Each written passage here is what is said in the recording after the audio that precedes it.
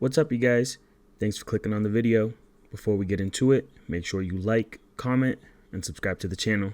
So prior to UFC 303, our guy Marcos interviewed UFC Lightweight Landon Quiñones to break down the new main event between Alex Pereira and Jerry Prohaska. In that interview, we also talked about the original main event, Conor McGregor versus Michael Chandler, his TUF Coach McGregor having to pull out of the fight, and whether or not he thinks the fight will go down. Keep in mind, the interview happened at the beginning of June, so McGregor's injury was still undisclosed at the time of recording, but check out this unseen clip from the interview. I mean, look, as far as the Conor McGregor, Michael Chandler fight, right, it seemed like the whole thing was really in jeopardy from the moment they canceled the press conference in Dublin due to Conor not being able to show up.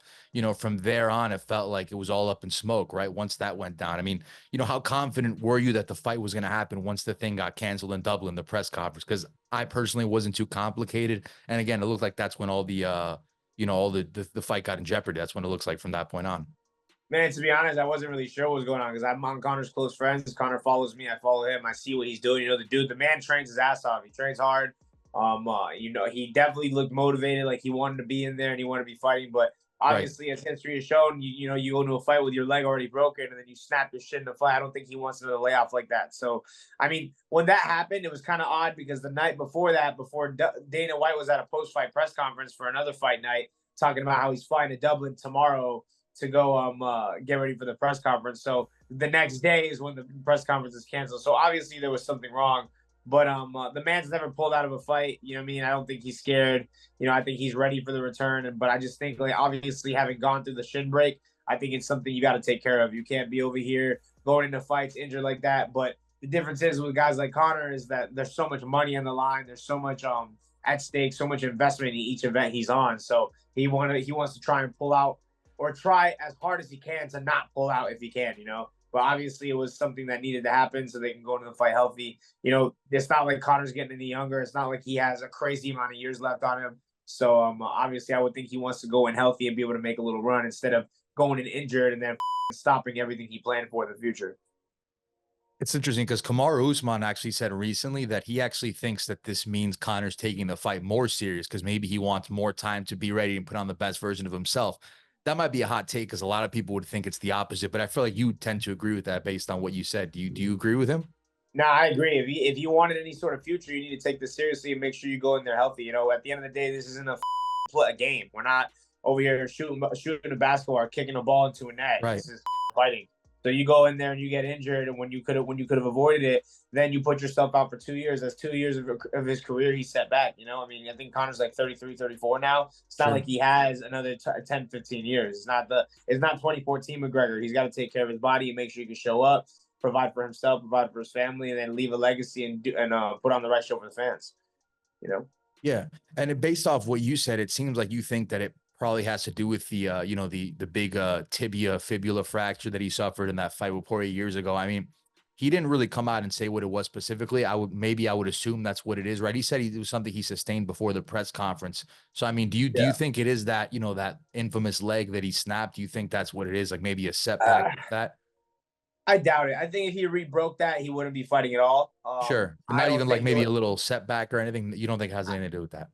I don't know. I don't think it has anything to do with the leg. I think it's just a lesson learned that when you go in with pre-injuries, you can make them worse in the fight. And you can end up, instead of being out a couple of months, you could be out 2 years, like in this case. He had microfractures on his shin bone. He didn't think it was going to be a big deal. He stayed in the fight, even though he probably should have pulled out. It was hindering him so much in training. But, as the ego takes part in this, you know what I mean? You're wanting to fight takes part in this. So obviously he went in there and he learned his lesson. He's like, I'd rather take a couple of months and make sure I'm healed and go into the fight healthy than go in and get more injured and lose 2 years instead of 3 months, So I think he's playing it smart. I don't think it necessarily has anything to do with the leg. Maybe it's an ankle thing. Maybe it's an MCL sprain or a ligament sprain. It might not be anything that serious, but these are things that definitely hinder you in training and hinder you from performing when it comes fight night. So I respect whatever he's doing. And I know that dude's a serious vet and he's there to fight more than anyone I know, you know what I mean? I was on the Ultimate Fighter with him, so I got to spend some time with him and see the way he thinks, and I know he ain't pulling out over no petty injuries. So,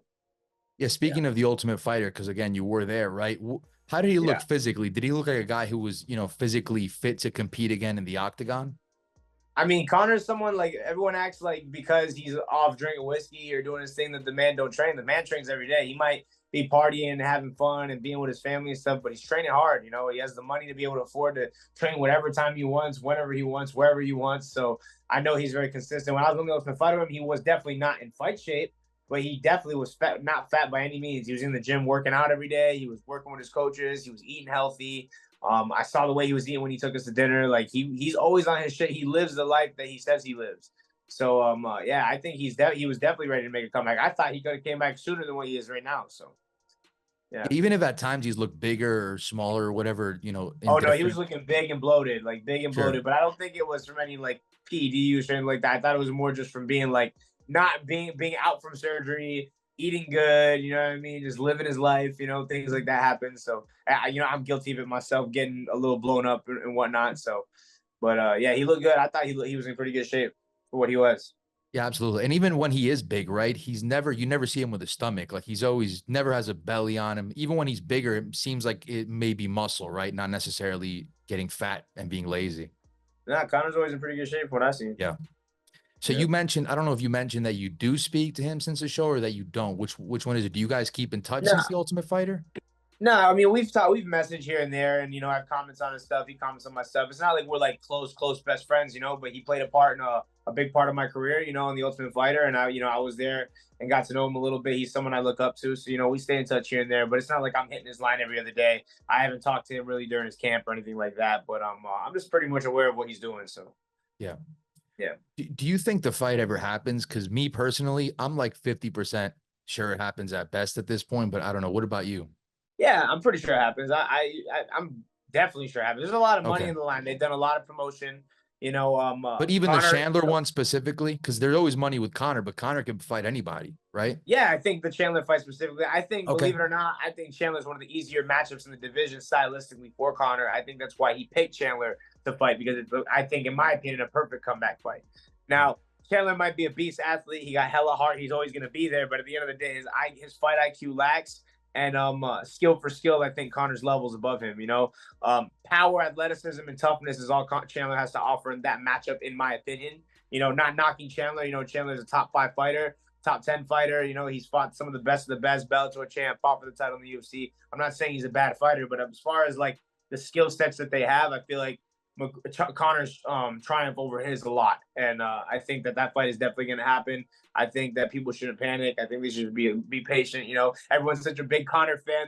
They put all this pressure on him, but you guys got to think about it. The man don't really need to fight. He's got plenty of money. He's set for life. He's got generational wealth almost at this point. So, you know, if he's coming to fight, it's because he wants to fight. And I think, in my opinion, that's what makes the main factor and the key factor that makes me believe that he is going to fight. Yeah, absolutely. And a lot of times people like to criticize him when they see him on the yacht and all that stuff, right? But I mean, everything he has, he earned it himself. So yeah, for sure. Yeah, I mean, he bought it all with his money. So you can hate on him all you want and everything that he enjoys, but he paid for all that. He earned all that. So as far as I'm concerned, can cry all the way to the bank. Yeah, exactly.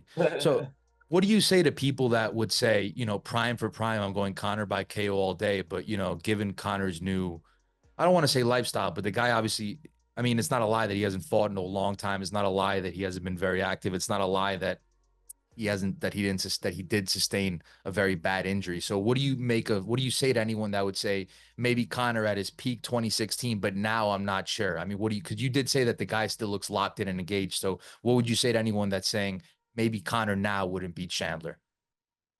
Tune in and watch, man. That's the beautiful part about fighting. That's probably what McGregor would say himself, right? Huh?